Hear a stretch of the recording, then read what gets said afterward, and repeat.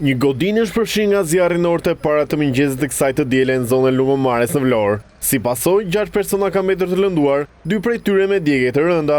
Ngjarja ndodhi rreth orës 4 në lagjen 10 korriku të qytetit bregdetar. Flakët përfshin fillimisht katin e parë të hotelit Brooklyn, i cili shërbente si restorant, dhe më pas u përhapën në katin e dytë ku ndodheshin dhomat e hotelit. Të zënë befasi nga flakët dhe tymi, disa prej personave që ndodheshin në godinë u detyruan të dalin nga balkonet për të shpëtuar flakëve. Kështu që po zbret tash. Në kom.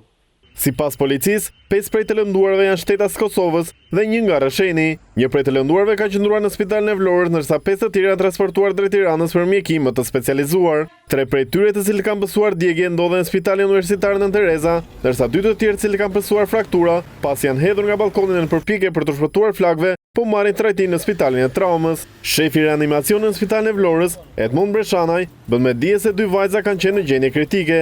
Sipas tij, njëra prej tyre ka pësuar djegje në rreth 100% të trupit, ndërsa tjetra në rreth 50%. 3 pacientë ishin të djegur rënd, dhe 2 pacientë ishin hedhur nga kati dytë dhe kishin pësuar dëmtime të frakturat bashkërinit, frakturat kolonës. 2 prej këtyre ne nisëm në qendrën e traumës, sepse s'kishin djegje vetëm, kishin elementet të traumës, dhe 3 prej atyre i transferuam në qendrën e djegje plastikës në Tiranë, që rrezikon jetën. Ishte një paciente që ishte djegur pothuajse 100%, dhe një paciente rreth 50%. Qa moshe kishin? Po, pa dishin moshat reja, 25 dhe moshën 30 vjeç. Kryesisht këta ishin nga Prishtina, Olimpiani, dhe njëri nga pacientët ishte nga Rresheni. Ndërkohë, sipas Ministrisë së Shëndetësisë, njëra prej pacientëve do të vijojë të mbahet në monitorim intensiv dhe të vazhdueshëm nga stafi mjekësor. Pacientja tjetër paraqitet në gjendje të qëndrueshme. Mes të lënduarve është edhe 21 vjeçari Luan Salihu nga Lipiani i Kosovës. Ai tregon momentet e tmerrit kur tymi e zgjoi nga gjumi dhe së bashku me të fejuarën u detyruan të hidhen nga balkoni për të shpëtuar zjarrit. Ishëm në gjomë në orën 3, nuk e di, orën 3 diçka ishte, gati 4.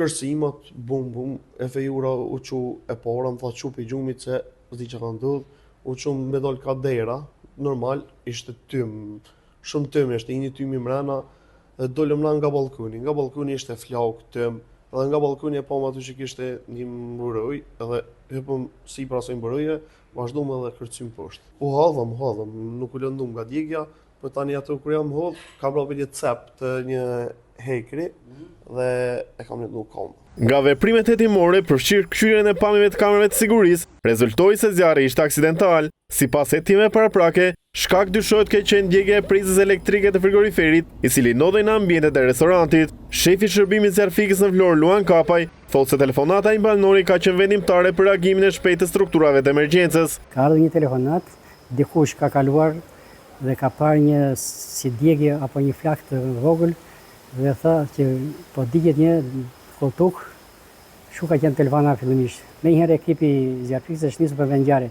Sa ka qenë në pozicion që ka parë vendin e ngjarjes, komplet bar restoranti ka qenë në flak. Dha maksimumin që personat që ishin në katën e dytë të nxirreshin pa problem, duke u dëmtuar, sepse fillimisht ata kanë tentuar për dalë vetë nga hoteli, duke u hedhur nga ajo. Ne kemi vënë shkallët për të ardhur ndihmë këtyre banorëve të hotelit. Situata ishte shumë e vështirë sepse lokali ishte i përfshirë komplet në flak dhe temperaturat dhe tymi bënte efektet e veta duke kaluar nëpërmjet kafazit të shkallëve për në katën e dytë. Kështu që banorët që ishin brenda ishin e pamundur të dilin nëpërmjet shkallëve duke dalë në balkon për të gjetur në rrugë të tjera për të evakuuar.